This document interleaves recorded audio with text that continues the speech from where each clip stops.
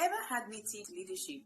You know that my heart cringes not just for our world today, but particularly for tomorrow. My passion for raising authentic and visionary leaders is undeniable in all that I do. I remember 2 years ago when I first spoke about the concept of my book, The Leadership Guardian, with one of my mentors. She asked, "What do you want people to feel after reading the book?" My answer was very clear. I want the readers to be sober, become more aware of their awesomeness, and be ignited for 360 degrees transformation in every area of their life. The reviews from the independent readers of the Leadership Guardian has been overwhelming.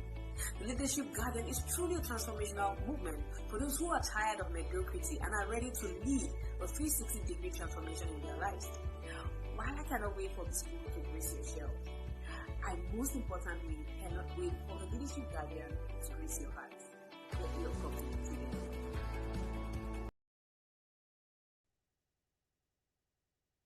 Hello, super leaders. Thank you for joining us again on Leadership Chats with Top Business Leaders. My name is Kemi Ogunkoya, a leadership development strategist, management consultant, and author of The Leadership Guardian. And I equip business leaders to develop the right competence to perform effectively in their current roles and seamlessly take on higher positions. And it is an absolute pleasure to have you here again. Now, remember that this series focuses around conversations on elements of the dozen model, a leadership framework that I developed, which consists of 12 key elements for effective and visionary leadership: clarity, connection, character, confidence, consequence, community, consideration, critical thinking, communication, competence, and consistency. And I bring to you top leaders to help you understand how you can interact with each of these elements more effectively for greater results. And today I have a very special guest with me. His name is Rosen, and I cannot wait to have him here on the show. Now, today we're going to be talking about leadership and communication. And we will examine how you can accelerate your communication prowess for effective results. And it promises to be an absolutely amazing time. So I'm going to bring up Howard right now so we can get the conversation started. Hello, Howard. Hey, Kemi, how are you? How are you doing? I'm fine, thank yourself. you.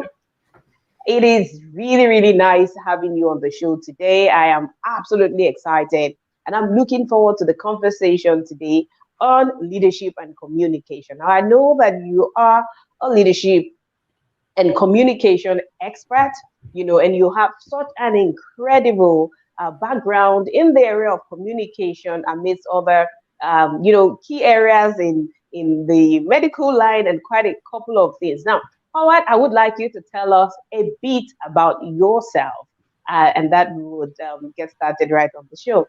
Well, very quickly, I'll give you a short version of a very long story, but very quickly, and this may help, I think it obviously ties to the theme for today, is so by education, I have an MBA in international finance and marketing, trained to run a Fortune 500 company. I have to admit, I didn't attend all the classes. I missed the one that said you don't go from an MBA straight to running a Fortune 500 company. So I had to do something else with my time. So naturally, I spent almost 20 years producing film and television, which of course is the natural segue into health IT. And it is a story on its own. It actually involved expanding the area in education and training and looking at diseases, particularly with diabetes, that when the program was on, and how pervasive it was, how pervasive it was going to be. And I said, well, what's being done about this? I had 4 young kids at the time. I said, this is going to be a very expensive healthcare cost. And a lot of great solutions, but nobody was using it. And so I very simply said, well, what you got to do is you need to communicate better with patients. You can engage them in somehow in terms of their lifestyles to incorporate that into their lives. That'll help them manage their disease. And that was pretty well. I looked at my watch and said, well, that took 10 minutes. I've cured diabetes. I wonder what else I could do today. And just went on my way. And 6 months later, I was working on a promotional campaign for new cell phones. And that was 2004. And realizing in my mind that cell phones were going to become a means of communication that's going to be tied to people's lifestyles. So essentially I said, well, why couldn't you use cell phones to manage diseases? And that led me on the odyssey in the whole area of health IT, where I invented a communication platform to allow patients and providers to communicate with each other. I won't bore you with the details at the moment. It probably may tie into our discussion. But that's where I've been for the past over 15 years now, dealing in the health IT and communication with patients. Well, that's really impressive and absolutely amazing. And, it was a no-brainer having you on this conversation around communication, right? So you said something, or you said quite a number of things that are quite profound. But what I'd like to draw out was you being able to establish the place of communication in actually achieving our business results. Now, Absolutely. Howard, let's get right into this. What exactly is the place of communication in achieving business results? Or, and I want to go beyond just achieving business results, but to effectively, achieve great results within our organizations and within our systems. What's the place of communication? Well, obviously, to me, communication is at the core of all those pieces, and you talked about it in that actually great video introduction that you do, in dealing with the mission and the vision of what the company is. It's the articulation of what that is. It affects what you're doing, your organization, with your customers and your clients, and how you're perceived out there. It's crucial to it all. In fact, it's the core. Just in terms of the communication platform that I built, is taking away the barriers to communication. So the first thing is, in terms of communication, you've got the barriers to communication. Once you eradicate the barriers, then you've got to make sure you're communicating appropriately. And there's many elements to doing that. And I can certainly give some examples, but in terms of just quickly, in terms of looking at clients, when we're communicating with patients, is just because we, being my team and even our clients, think that they know how to communicate effectively with patients, rarely did they use focus groups and actually check to see if the message was being received. Because one thing is sending the message and saying, this is what we want to do, or this is what we need, but it may not necessarily be heard that way. So it's understanding that what's being said one way may be heard another, and you need to incorporate that into what you're doing. And as using examples, focus groups is a great way, is saying, okay, this is what I said. What do you think I said? And moving from there. And that's no different in terms of communicating mission, vision, talking with your teams, doing presentations. As I said, it's at the core. If no one understands what you want to do or what you're trying to do, you've lost the game before you start. Absolutely, I agree with you. Now, you said, while talking about focus groups, is that we need to ensure that communication is not a one-way street, right? And that whatever you're trying to communicate is exactly the same thing that is, being interpreted, and the same understanding that is had by whoever you're communicating with. Now, I noticed that, because I get to work with a lot of business leaders actually, and I realized that a lot of business leaders do have challenges. And when I talk about challenges, I mean huge challenges around the area of effective communication. Now, people tell you things like, oh, but I've told them a couple of times, I've told them a couple of times. They understand what I mean. They understand the vision of the organization. We've gone on a couple of retreats. They have been in a couple of trainings. We have systems within the organization that should help people understand exactly where we're headed within the organization. What else can I do? I'm running out of options. Now, where is the place of this two-way communication? And, what other strategies can business leaders deploy to ensure that whatever message that they intend to communicate is being received effectively? What should they look out for? You spoke about some of the obstacles. What exactly do we have to deal with? Well, it is it fundamental to it is, as I said, what you do, ask them what they heard. As I said earlier, like there's a lot of telling. A lot of organizations do a lot of telling. There's a lot of strategies to tell lots of things, a lot of exercises. But and using our past 2 years as an example, everything being very remote about it, you're pushing and pushing communications, but you're not listening for the feedback. And it's in the feedback that actually tells you if they actually heard what you said or interpreted what you said correctly. And at those fundamental levels, get that feedback from whoever you're talking with to make sure it's being heard properly. And in terms of you're talking about effective communication, it's also making sure that if you as a leader, you're presenting on a regular basis. But similarly, getting that feedback to make sure what you're presenting is actually being heard the way you want it to be heard. Because it's incredible. You can never be too simple in getting across an idea. You can't simplify it enough. And so you got to make sure it's provided in a way, not that has anything to do with the audience you're talking to, but everyone has their own perceptions. And so when they hear words, certain nomenclature, nuances, it could be they're from different, culturally differently from different parts within a country. They can be from different parts of the country. They just train to hear things differently. And so it's really important that that listening side is you can't emphasize it enough, and the ease and simplicity of getting across, making sure you're getting across your idea can't be overemphasized. I agree with you. So you spoke about listening, the face of effective listening, right? Effective listening. You speak about the fact that a lot of talking is being done, and we assume that we have passed on the information. You also spoke about the place of feedback. Now I want to bring it to the place of self, okay? Yeah. Because that's something I usually say, and I say probably I'm sounding like a broken record on this already, but then it's all well and good. So I say that you cannot become better at what you do unless you become better at who you are. And invariably it means that at the crux of effective leadership, or growth in any area, it begins first with a place of self. So I want us to look at the leader from the dimension of self now, right? And we're talking about how leaders can accelerate their communication prowess for effective results. Now, what does an individual, a leader, have to do to ensure that they are constantly developing or accelerating their leadership communication game? What exactly do they need to do from the place of self? Well, the first part is and you touched on it, is understand where am I effective at communicating and where am I less effective at communicating, and to work on that. So some leaders, again, are good at providing output, but they're not good at providing feedback, because you want to make that two-way. And we're actually just talking to somebody the other day about this in terms of strategy. And a lot of companies have said, okay, can you provide us feedback in terms of this strategy, and what do you guys think? And so there's a lot of those interactions, but rarely do those people providing feedback see results from that.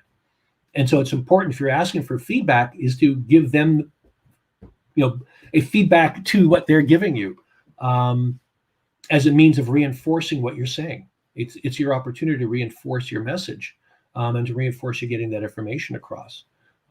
It's just as an example, when in terms of effective leadership, of actually being truly interactive and getting that feedback loop back and forth, so you're making sure someone hears you and you're able to understand them. But fundamentally goes back to, I said, understanding your strengths and your weaknesses, and being, which is always hard. But once you understand the weaknesses, to build on that as well, because there's always something to work on. Believe me, I'm a perfect example. So I was just going to go there, just as I had to speak about that, because one of the greatest elements to defeat is the element of self. And that's where quite a number of leaders struggle. So for those who cannot take feedback, for example, it starts from the place of self. Now, what are some of the things that you think that leaders can do, still on the personal dimension, to overcome some of these self challenges? So for example, inability to take feedback. What do they have to do to improve their level of self-awareness or their level of emotional intelligence? And why do I say this? So I recently heard about a particular leader in an organization, and within the organization, there was a drive for feedback. So everybody had to give feedback. And then someone went to his line manager and then gave a feedback. And, of course, there were things like, everybody should feel free about giving the feedback. But then along the line, this guy gave the feedback, and then he had to pay dearly with his job, right? Because there were issues around insubordination and quite a number of things. So I know that giving feedback in itself, there's a way to give feedback, there's an ideal way to give feedback, there's an effective way to give feedback. But looking at people or leaders who cannot, who haven't gotten to the place of self-awareness, or emotional intelligence enough to be able to take feedback, what are some of the things that they can start doing to be able to overcome this major challenge?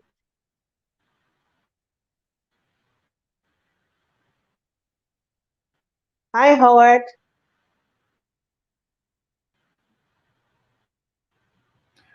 Well, that's a loaded. Yeah, you see. Okay, I can hear you.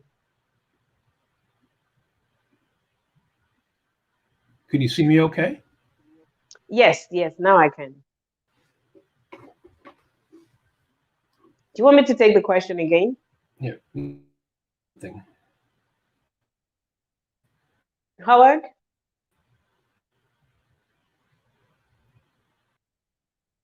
Okay, so I guess we're having a bit of a challenge there. So let's Am I okay? see if I was going to.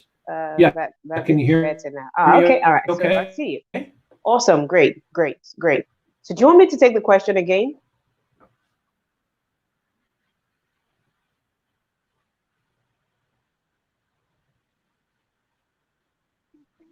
Can you see me? Okay. Yes.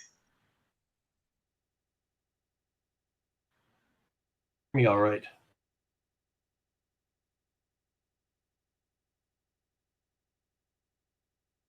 All right, guys. We're having a little bit of a technical challenge, but as soon as Howard gets on, we're going to bring him right back.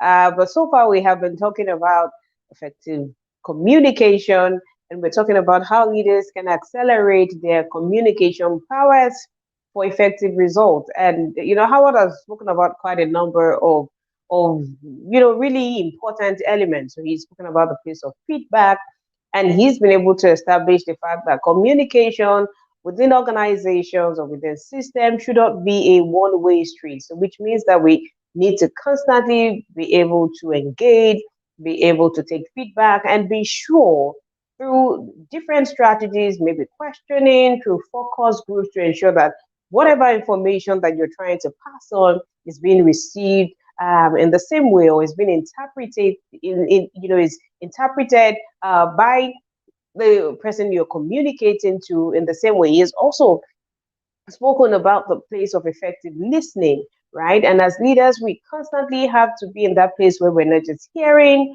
but we're also listening to what is said and what is left unsaid. Okay, so I'm going to see if I can get Howard back into the stream so that we can continue the conversation. All right, so we're not able to do that just yet. Okay, all right. So as soon as he joins us again, we're going to get right into it. Now, um, talking about communication, I know quite a number of people struggle in different areas. We spoke about the place of personal effectiveness. We spoke about the place of emotional intelligence. And as leaders, these are some of the areas that we want to be really, really conscious of. And we want to constantly be in that place of awareness where we're able to critically assess what our strengths are, for example, what our weaknesses are. And one great tool that I love to deploy in this area is what we call the Johari window. So now Howard is back. So we're going to get right into the conversation, and then, we'll take it off from there. Hi, Howard. Hi, Kemi. How are you? I'm fine, thank you. It's good to have you back. One sec. Just fixing my mic. Can you hear me now? Okay, all right. Yes, loud and clear.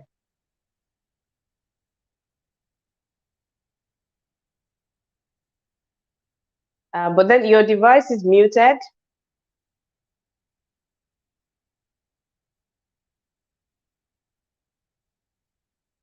Yeah, so your device is muted, so you have to unmute. There we go. I hear you partially. All right. There we go. Awesome, awesome. I can hear you now. I've switched the tech. I see. You had to switch your device. Okay, we're better now, I think. All right. Awesome. Thank you. All right. So, I was just trying to talk about some of the areas you mentioned, talking about the place of feedback, talking about the place of listening, and being able to ensure that whatever is communicated is exactly what, is being received on the other end.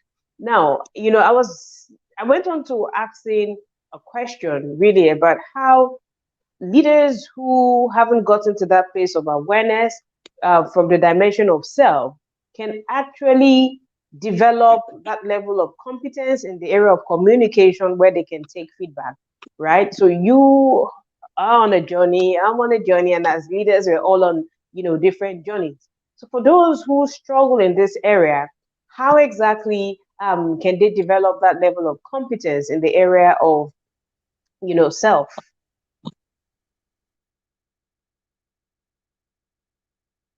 Okay, so we are having quite, we're having a challenge here, but then please, we're going to make the very best of it. And then when Howard comes in again, we're going to have him back. So I was talking about the Johari window, and, talking about the Johari window, the Johari window is an effective tool that leaders can deploy to improve their level of, their communication skills, basically. Now, the Johari window has four key quadrants, right? You have the quadrant, which is the open quadrant. And the open quadrant really is about information that, it's about the open area, and it's about things that you know about yourself and things that other people know about you. Then we have the blind side or the blind spot. And the blind spot is about information that, you don't necessarily know about yourself, but other people know about you. And then you have the hidden area. And the hidden area are information that is known to you, but that not known to other people. And then you have the unknown quadrant, which is about information that is unknown to you and also unknown to other people. But for you to be effective as a leader, you have to be in that place where you're able to take feedback, and by taking feedback, you're able to increase or you're able to decrease the blind spot quadrant, right? And just to buttress what Howard said earlier, you have to be in that place where you can actually take feedback. So great and effective leaders understand that feedback is a gift and feedback is a tool for improvement. So we're going to bring Howard right into the show now, and then we'll continue right from there. So hi, Howard. Hi.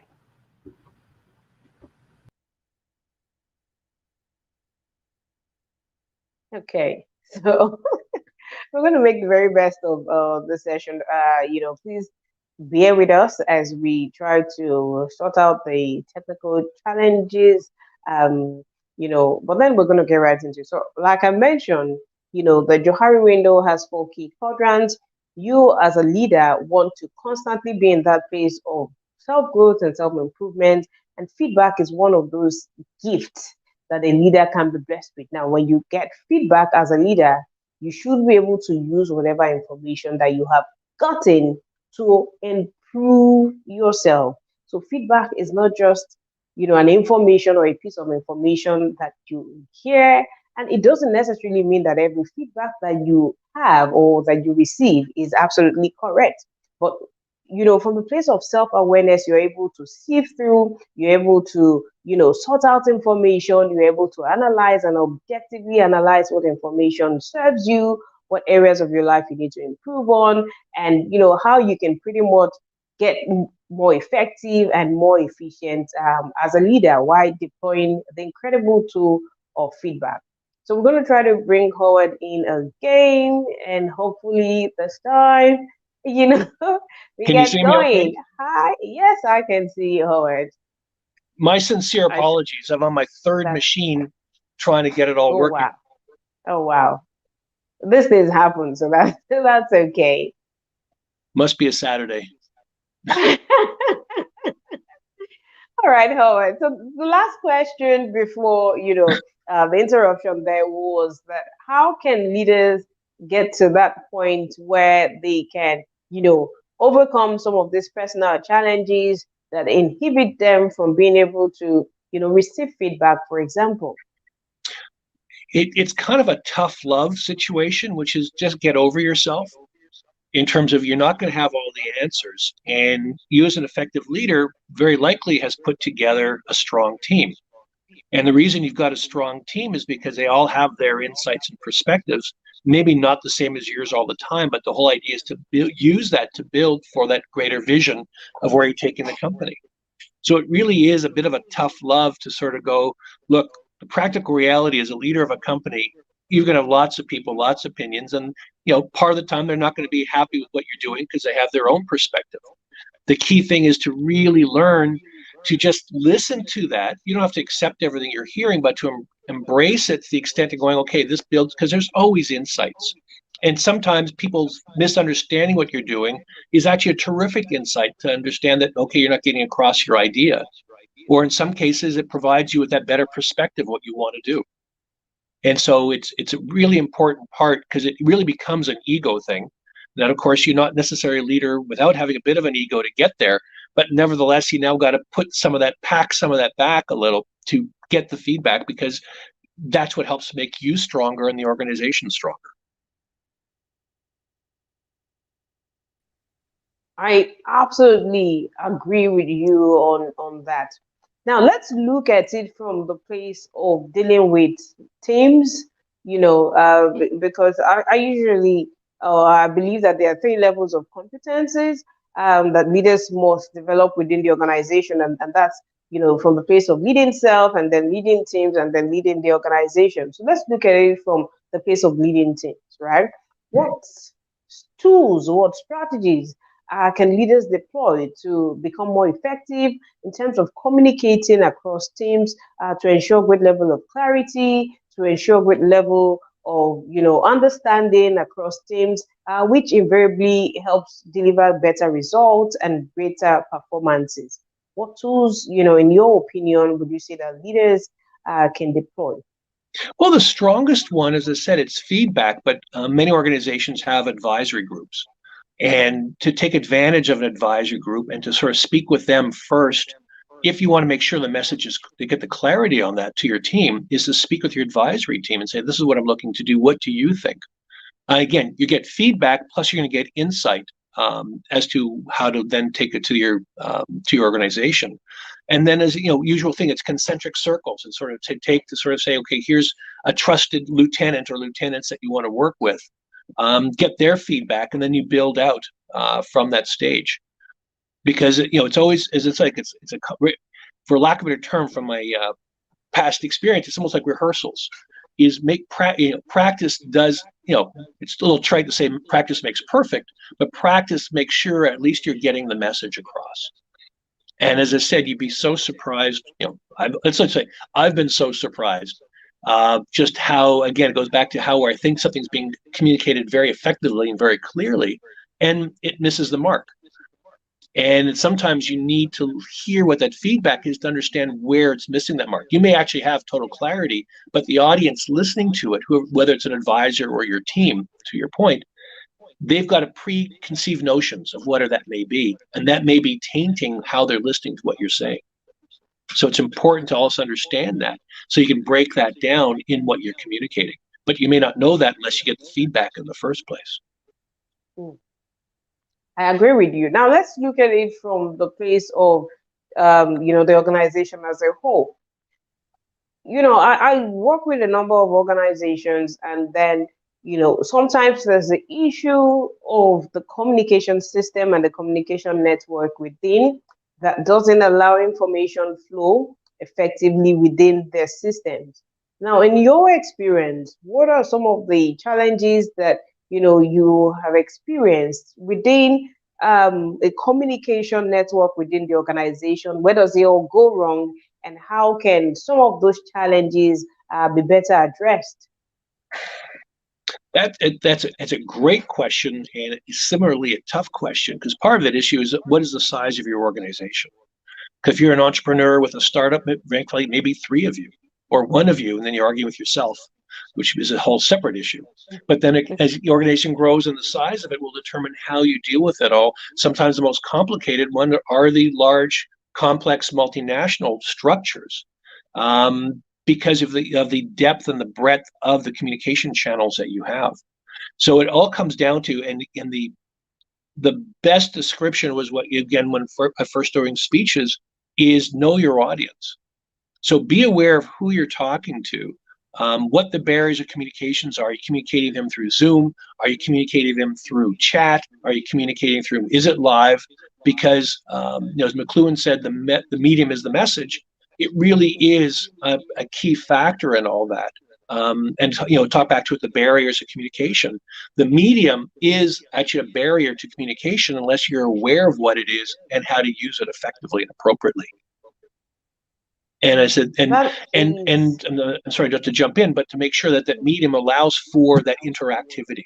Because the last thing people want is to sort of go on a company-wide webinar or speech and be preached to and be spoken to for 30 minutes. People have ideas and they want to have that ability of communicating them in one form or another. So it's only ensuring you're getting that sense of two-way communication that starts it. It's not the answer, but that starts once everyone gets a sense that there is an open, active dialogue and that it's actually heard and incorporated in some of the strategies or whatever work that you're doing. That's what opens. Because at the end of the day, people don't want to talk for the sake of talking. So if you're asking for feedback, they actually would want to see some element or another of actually being heard and listened to, and that's through action. Well, thank you so much for that, Howard. Now, behind some of the things that you just said now, I'm hearing so many other elements that would be responsible for effective communication, right? Because just right as you spoke, you're speaking about the element of clarity, for example, you're speaking about the piece of competence, right, within the organization. A lot of it is also about the values and the ethics within the organization. I hear, from what you have said, the place of professionalism. There are quite a number of other hidden factors that would determine the effectiveness of communication within organization. Now, I'd like you to tap right into your own experience, of how you have been able to run things within your organization. What are some of those key elements that also support effective communication within your organization that helps you keep delivering effective results and also, help ensure business sustainability and growth?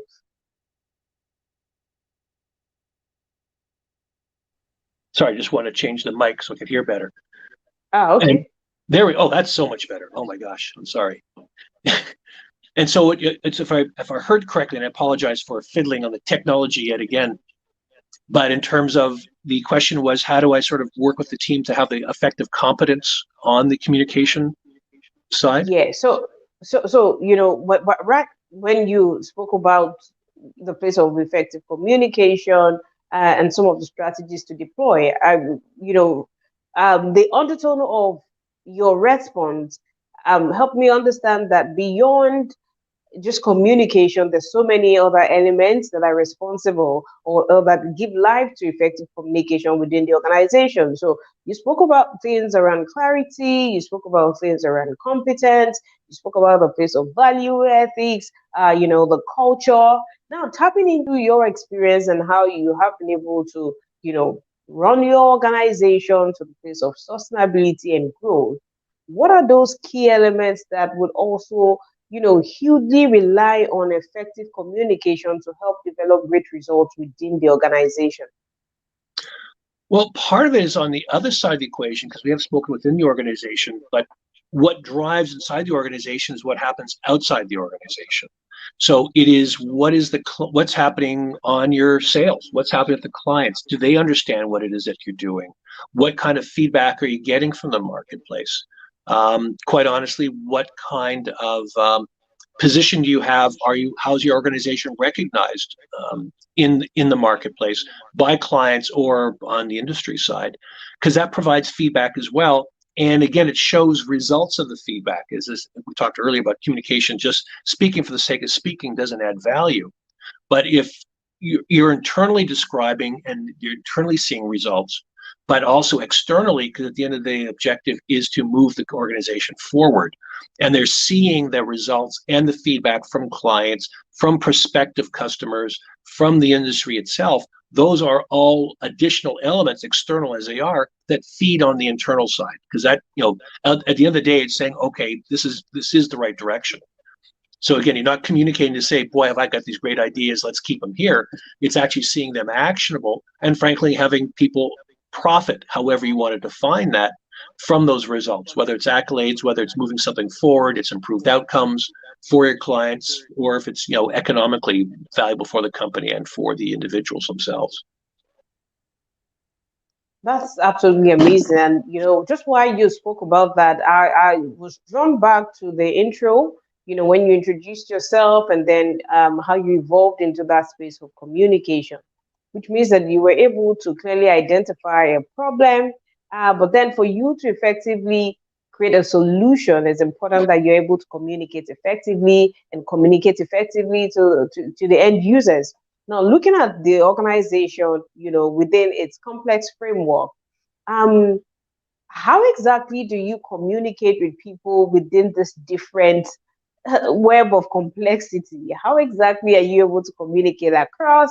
And by these, I talk about how you're able to communicate effectively with your constituents internally. How do you communicate effectively with your stakeholders? How do you communicate with customers? How exactly do you find the right balance of effective communication in all of the complexity within the workplace? Well, I guess that's 15 plus years. But the way it started was, and as we talked about, so I came into the industry, my industry, which is health IT, as a film producer. Not too many people have internet movie database profiles who are doing health IT. And so what I spent all my time doing as I was developing the idea was research. Do I understand the industry? Do I really have an understanding of what I'm looking for? Do I understand the buzzwords? If you hear, again, it goes back to communication. I'm hearing something, but does that mean what I think it means? So it's really worked on the literacy to understand, make sure I understood it all as it was. Quite honestly, what I did, I also sought out thought leaders in the industry to see, okay, what is it they're doing? I actually, frankly, my first thought leader I sought out was somebody whose name came up regularly on my search. And I called him up and said, look, I've got this idea. Can you give me 10 minutes of your time? You don't know me from anybody. Give me 10 minutes of your time. Look at my 2-page overview and frankly, come back and tell me that I'm crazy. And it's being done and I don't have to worry about it anymore. And he said, yes. He went back and then he called me 10 minutes later and he said, I've got bad news. And I said, what's that? He said, I think you're on to something. And that just led the charge. But what happened was I now had this thought leader part of the process, and he started introducing me to people. And he got me into conferences. I started listening to the conferences and got more. It was really building a network of people and learning how to speak the language and the clarity of what it is that I was, frankly, that I was doing, because I had no idea what I was doing to start with. And it allowed me to fine tune it, but it was all in talking. And I had nothing but needing that clarity of feedback because I was, as I said, I had no idea what I was doing to start with, except I had this really, what I thought was a clear idea in an industry I'd never been involved in. That's really interesting, Howard. And, I say that because you talk about the fact that you had the competence, right? You had the competence, you had some level of clarity around what you wanted to bring to life. But then it was important that you were able to communicate effectively, to get the right language, to get the right style, to get the right communication tool, the methods, the channel to get across to your end users in the most effective way and, in a way that there's great clarity around the product or the service without any level of ambiguity. Now, being able to do that is one thing, right? How then are you able to ensure that there's consistency and there's clarity in the sustainability part of it, which means that how are you now able to consistently pass on this message, with that great level of clarity, with great level of promise, such that you're still able to drive results and able to sustain your customers and constituents as the case may be? It's actually extremely difficult to do. Like I said, there's steps you can take, but it's very difficult to get to that sustainability of it, in part because, again, depending on the size of your organization, you have people going out and they're getting different kinds of feedback, and that feedback affects kind of how they kind of see the product or the service that you're providing. And it does require a lot of work In my case, what they did is we actually had weekly meetings, yes, and updates, but particular meetings that were about, okay, how is it being presented? What is the feedback you're getting from clients? So we're always looking at ourselves to sort of say, in terms of sustainable idea, what nuances do we have to make to it? So I involved the senior team, always looking at and always questioning and always pushing at what we're doing. Don't take the assumption what we did was the greatest thing that it was that we keep on selling, but push at it to say, is there other feedback coming in there? Are there other things going on that we need to take into account? So try to take that critical look at it. And then, yes, we did on a regular basis, on an annual basis, we'd have retreats for a day or whatever, which is really just, getting away and brainstorming, let's take this apart and rebuild it. And where are we to really see it, to get it bulletproof? But I was always looking at what we did. And because we had that questioning exercise, it actually allowed everybody to become very cohesive on what it is that we were. But because equally, we knew what we weren't. And that exercise actually helped that. By knowing what we weren't, clarified what we were. And involving the team on that, it actually helped them from the feedback they got from the market, they received from the marketplace, and what they received where they went, and internally as well. Because on the innovation side, as you want to innovate the product and the service, you had that same discussion. What is that we are? What is that we aren't? Is this an innovation that actually makes sense to what we're trying to do? And does it speak to our clients? So the pace of engagement cannot be overemphasized. The pace of feedback cannot be overemphasized. The pace of, because all of this is important, really, right? Being able to constantly and continuously engage, our stakeholders. It's also very, very important. And, when we started the session, you spoke about the pace of focus groups, right? And that was just also buttressed by one of the participants. Wow, Howard, we've had such an amazing and interesting conversation.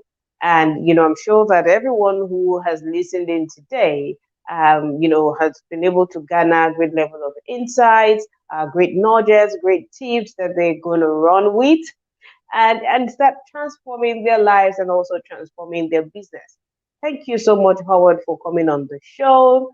We've had a great time with you. And just before I let you go, I would like you to share with us how we can find you online. Where can we find you if we have more questions and if we'd like to connect with you? Well, that's very nice. So first of all, thank you I so thoroughly enjoyed the discussion and apologize for the technical difficulties, the joy of being in health IT and having a technical problem. But I appreciate your that's great joy. That's great joy. your indulgence. In terms of an email, it's hrosen, HROSEN @lifewire.ca is my email address. You can easily find me on LinkedIn. I think it's Howard Rosen 129, because apparently I'm not the only Howard Rosen out there. So it's Howard Rosen 129 LinkedIn, and I'd be very happy to chat. And to learn more, in terms of the website, it's www.lifewiregroup.com. But I do look forward to any follow-ups and any questions you all may have. And again, Kemi, thank you so much for this opportunity to talk with you. Thank you so, so much, Howard. And, I look forward to connecting with you soon again. Fantastic. Thanks so much. Have a great day. All right. You too. All right, guys. It's been a great time of learning. It's been a great time of sharing. And like I always say that, insights without actions will always be useless. So you want to run with this insight, you want to run with this tips, you want to run with this nuggets and ensure that you start working on you and your business right from today.